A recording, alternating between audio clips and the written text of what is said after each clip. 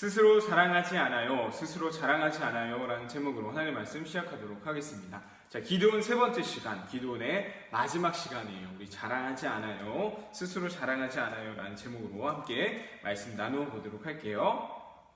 자, 하나님의 함께 하심을 이제 믿게 된 기드온에게요, 하나님께서 첫 번째로 명령하신 것이 있었어요. 바로 아버지의 집에 있는 우상의 제단을 다 무너뜨리라는 것이었어요. 자, 이것은요, 이스라엘 백성들이 가나안 땅에 들어갈 때 하나님께서 하셨던 명령과도 같은 거죠. 너희들 그곳에 있는 우상들을 절대 섬기면 안 돼. 오직 너희는 누구만? 하나님만 섬겨야 돼. 라는 그 명령과 같은 그런 명령이었어요. 자, 이제 기드온이 아버지의 집에 있는 우상의 제단들을 다 무너뜨려 버렸어요. 자, 그런 지 얼마 되지 않았어요. 이제 이방에 있는 여러 나라들이 힘을 합쳐서 이스라엘과 싸우기 위해 점점 다가오게 되었어요.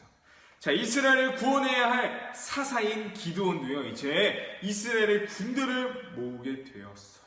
자, 그런데요, 여전히 기드온의 마음 한 구석에는 내가 정말 이 싸움을 이길 수 있을까? 내가 정말 이스라엘을 구원할 수 있을까라는 불안한 마음이 있었어요.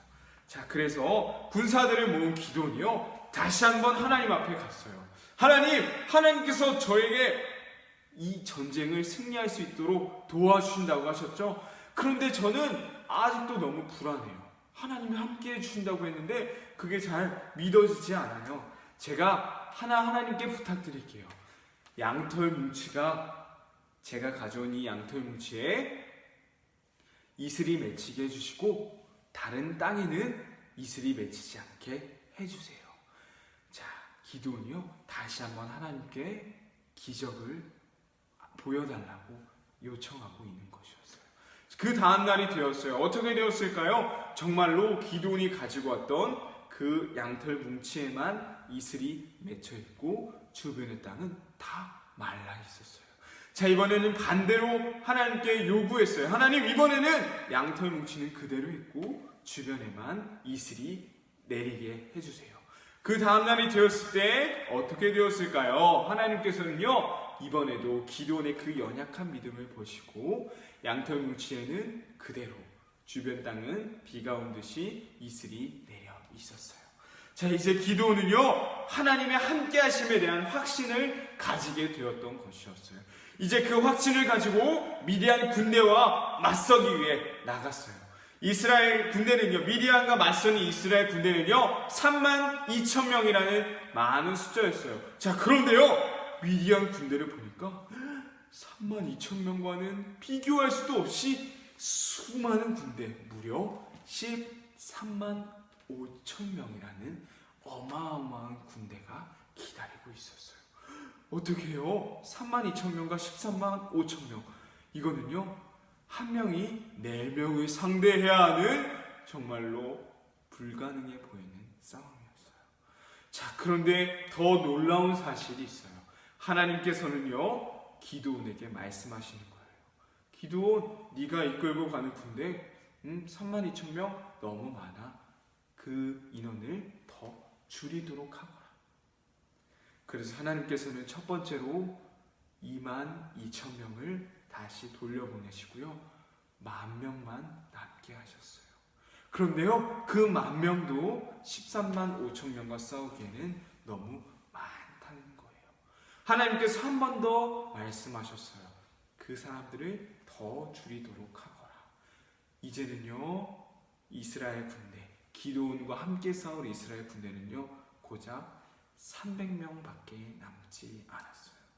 자, 우리 친구들, 300명과 135,000명의 싸움, 과연 이 싸움이 제대로 이루어질 수가 있을까요? 너무너무 불가능해 보이죠. 그런데요, 하나님께서는 이렇게도 군대를 줄이고 더 줄이셨어요. 32,000명으로 싸워도 승산이 없어 보이는 싸움이었는데요, 줄이고 또 줄이셨던 것이었어요. 자, 하나님께서는 그렇다면 도대체 왜 이렇게 이스라엘 군대를 더 줄이셨던 것인가요? 그 이유는 바로 우리가 오늘 함께 살펴본 사사기 7장 2절에 나와 있어요. 이렇게 나와 있죠. 스스로 자랑하기를 내 손이 나를 구원하였다 할까 함이로라. 자, 한마디로 더 쉽게 말해서 이거예요. 하나님께서 이 전쟁을 승리하게 하셨는데 내가 힘이 강력해서 내 힘으로 그 전쟁을 승리했다라고 그렇게 자만할까봐 이 인원을 줄이게 하셨다는 거예요. 자, 하나님께서는요, 때로 이렇게 불가능해 보이는 일들로 이건 좀 아닌데 너무한 거 아니야 라는 그런 일들로요, 우리의 믿음을 시험하실 때가 있어요. 왜 그러실까요? 그것은 바로 우리가 스스로 자랑하지 않게 하기 위함이에요. 자, 오늘 제목과도 같아요. 하나님께서 이스라엘 군대를 300명까지 줄이셨던 이유는 무엇이라고요? 스스로 자랑하지 않게 하기 위해서예요.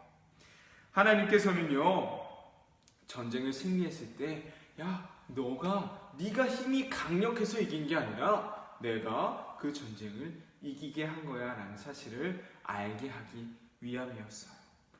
자, 이처럼 우리에게는요, 이 전쟁을 이길 만한 어떠한 능력도 어떠한 힘도 없어요. 우리는 스스로 자랑할 수 있는 것이 아무것도 없다는 거예요. 오직 우리가 자랑해야 할 것은 나와 함께 하시는 하나님이에요. 나와 함께 하시는 예수님인 거예요. 이 사실을 꼭 기억할 수 있기 원합니다. 나는 자랑할 것이 없고 내가 자랑해야 할 것 오직 내 안에 계시는 하나님, 나를 위해 죽으신 예수님 뿐이라는 사실을 꼭 기억할 수 있는 우리 인연부 친구들 되길 간절히 소망합니다. 퀴즈 풀어볼게요. 첫 번째입니다. 자, 전쟁을 앞둔 기드온이 하나님을 확인했던 방법이 있었어요. 하나님의 함께 하심을 확인했던 방법은 무엇이었나요? 자, 첫 번째가 있었고 두 번째가 있었는데요. 두 번째는 첫 번째 그 기적을 반대로 하나님께 요구했었어요. 자, 두 번째, 하나님께서 32,000명이었던 이스라엘 군대를 몇 명까지 줄이셨나요? 자, 기드온에게 너를 따르는 사람들이 너무 많아, 인원을 좀 줄여라 라고 하셨을 때요, 32,000명의 군대를 몇 명까지 줄이셨나요? 자, 마지막 3번, 하나님께서 이스라엘 군대를 300명까지 줄이신 이유는 무엇이었나요? 특급 힌트! 오늘 말씀의 제목과도 같아요.